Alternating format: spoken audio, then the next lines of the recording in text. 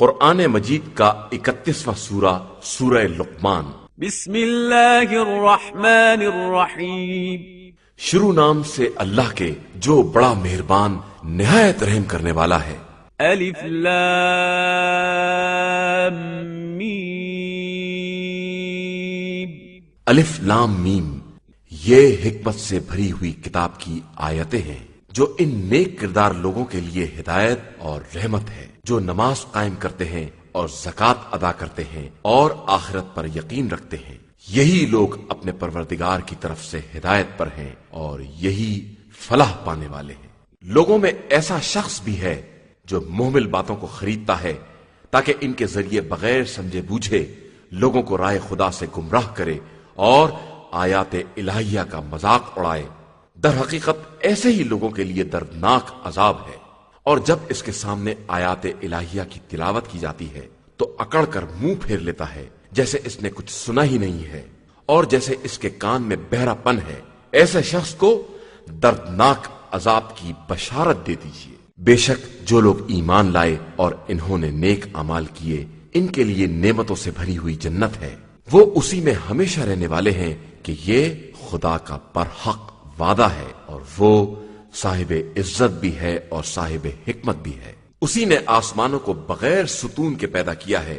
تم دیکھ رہے ہو، اور زمین میں بڑے بڑے پہاڑ ڈال دیے ہیں کہ تم کو لے کر جگہ سے ہٹنے نہ پائے، اور ہر طرح کے جانور پھیلا دیے ہیں، اور ہم نے آسمان سے پانی برسایا ہے اور اس کے ذریعے زمین میں ہر قسم کا نفیس جوڑا پیدا کر دیا ہے۔ یہ خدا کی تخلیق ہے، تو کافرو اب تم دکھلاؤ کہ اس کے علاوہ تمہارے خداؤں نے کیا پیدا کیا ہے، اور حقیقت یہ ہے کہ یہ ظالمین کھلی ہوئی گمراہی میں مبتلا ہیں۔ اور ہم نے لقمان کو حکمت عطا کی کہ پروردگار کا شکریہ ادا کرو، اور جو بھی شکریہ ادا کرتا ہے وہ اپنے ہی فائدے کے لیے کرتا ہے، اور جو کفران نعمت کرتا ہے اسے معلوم رہے کہ خدا بے نیاز بھی ہے اور قابل حمد و ثنا بھی ہے۔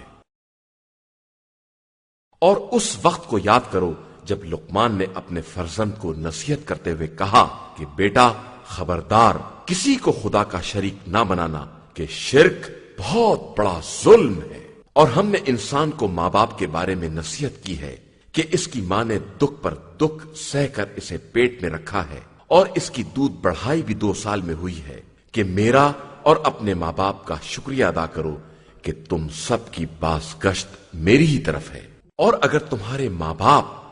اس بات پر زور دیں کہ کسی ایسی چیز کو میرا شریک بناؤ جس کا تمہیں علم نہیں ہے، تو خبردار ان کی اطاعت نہ کرنا، لیکن دنیا میں ان کے ساتھ نیکی کا برتاؤ کرنا اور اس کے راستے کو اختیار کرنا جو میری طرف متوجہ ہو، اور اس کے بعد تم سب کی بازگشت میری ہی طرف ہے، اور اس وقت میں بتاؤں گا کہ تم لوگ کیا کر رہے تھے۔ بیٹا نیکی یا بدی ایک رائی کے دانے کے برابر ہو، اور کسی پتھر کے اندر ہو یا آسمانوں پر ہو یا زمینوں کی گہرائیوں میں ہو، تو خدا روز قیامت ضرور اسے سامنے لائے گا کہ وہ لطیف بھی ہے اور باخبر بھی ہے۔ بیٹا نماز قائم کرو،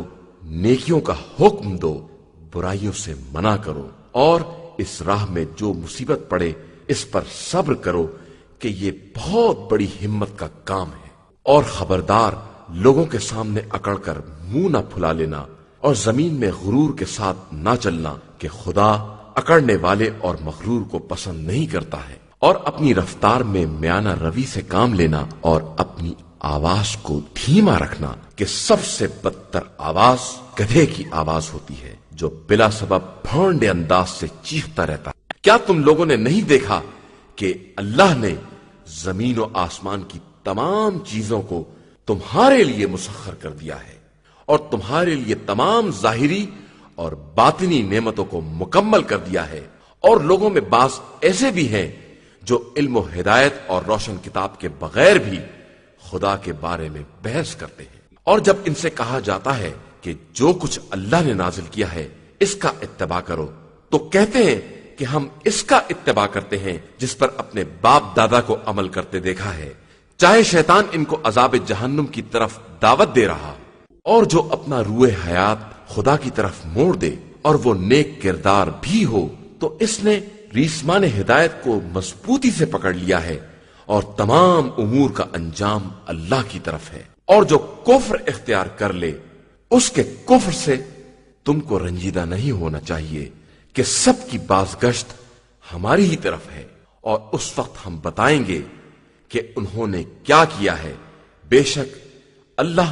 دلوں کے رازوں کو بھی جانتا ہے۔ ہم انہیں تھوڑے دن تک آرام دیں گے اور پھر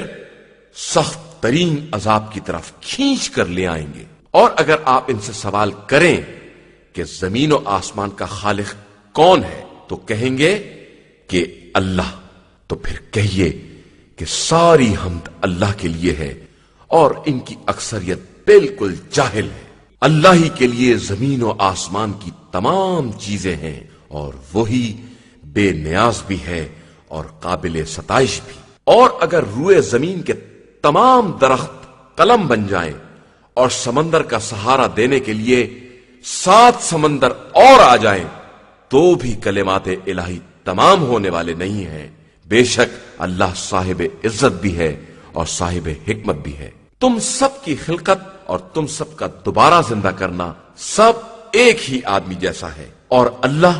یقیناً سب کچھ سننے والا اور دیکھنے والا ہے۔ کیا تم نے نہیں دیکھا کہ خدا ہی رات کو دن میں اور دن کو رات میں داخل کرتا ہے، اور اس نے چاند اور سورج کو مسخر کر دیا ہے کہ سب ایک معین مدت تک چلتے رہیں گے، اور اللہ تمہارے تمام اعمال سے باخبر ہے۔ یہ سب اسی لیے ہے کہ خدا معبود برحق ہے، اور اس کے علاوہ جس کو بھی یہ لوگ پکارتے ہیں وہ سب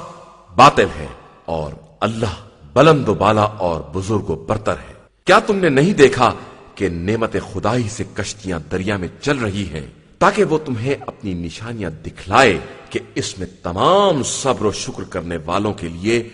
بڑی نشانیاں پائی جاتی ہیں۔ اور جب سائبانوں کی طرح کوئی موج انہیں ڈھانکنے لگتی ہے تو دین کے پورے اخلاص کے ساتھ خدا کو آواز دیتے ہیں، اور جب وہ نجات دے کر خشکی تک پہنچا دیتا ہے تو اس میں سے کچھ ہی اعتدال پر رہ جاتے ہیں، اور ہماری آیات کا انکار غدار اور ناشکر افراد کے علاوہ کوئی نہیں کرتا ہے۔ انسانوں، اپنے پروردگار سے ڈرو اور اس دن سے ڈرو جس دن نہ باپ بیٹے کے کام آئے گا اور نہ بیٹا باپ کے کچھ کام آ سکے گا۔ بے شک اللہ کا وعدہ برحق ہے، لہذا تمہیں زندگانی دنیا دھوکے میں نہ ڈال دے، اور خبردار کوئی دھوکہ دینے والا بھی تمہیں دھوکہ نہ دے سکے۔ یقیناً اللہ ہی کے پاس قیامت کا علم ہے، اور وہی پانی برساتا ہے اور شکم کے اندر کا حال جانتا ہے، اور کوئی نفس یہ نہیں جانتا ہے کہ وہ کل کیا کمائے گا، اور کسی کو نہیں معلوم ہے کہ اسے کس زمین پر موت آئے گی۔ بے شک اللہ جاننے والا اور باخبر ہے۔